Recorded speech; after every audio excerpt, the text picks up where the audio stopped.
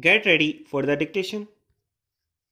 Dictation will start in 5 seconds. Start. Sir, this volume, the progress report for the year 1983-84 is before the House, and members will have discovered for themselves that this volume is replete with useful information. It consists of a large volume of facts and figures, and it is hardly necessary for me to make a lengthy introduction. This report is the basis of discussion now.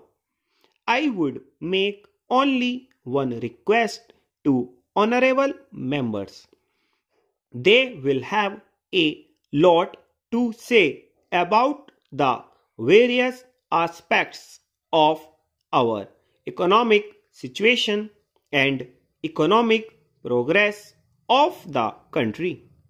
We would welcome all that they are entitled to make an appraisal of the activities.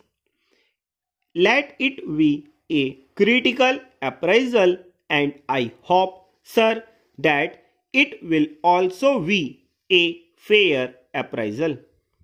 In doing so, we will have to think not of today, not of the conditions in which we are functioning, but we have to take our minds back to the days when the idea of a plan took shape, when the proposals that are now before us and the action that has been taken on them was conceived of.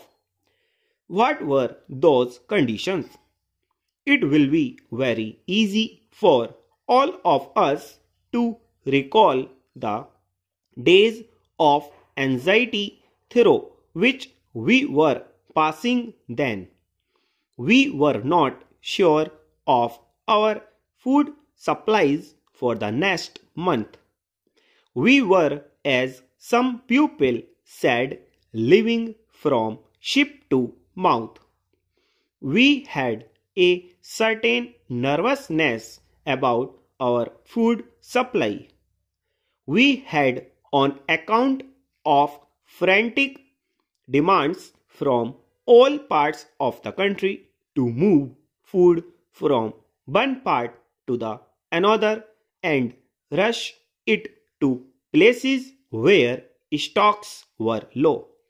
We had to import large quantities, spending large amounts of foreign exchange.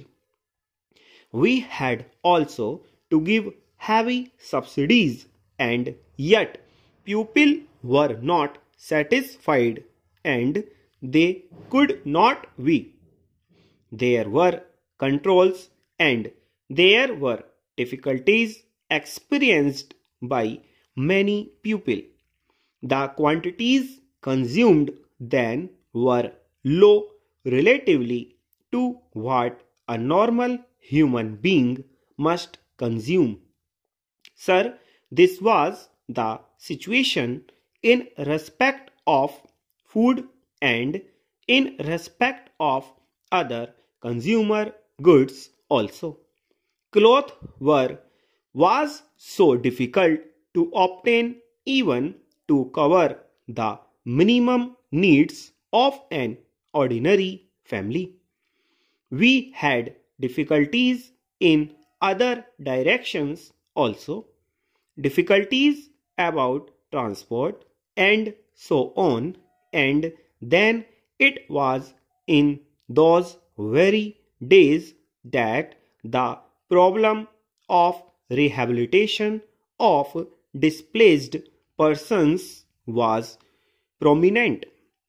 We had started tackling it, but we had not completed that yet. Prices were rising, and so many people felt that at those high prices, an average family could not subsist. There were inflationary pressures, and so anything that we could do to relieve the situation, to increase production, to spend money making large investments created those dangers of increasing inflation, of a further rise in prices. That was the dilemma.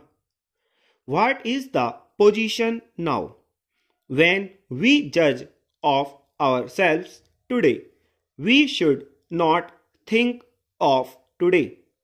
On the basis of conditions today, we determine the future and our future performance, but so far as the past is concerned, stop.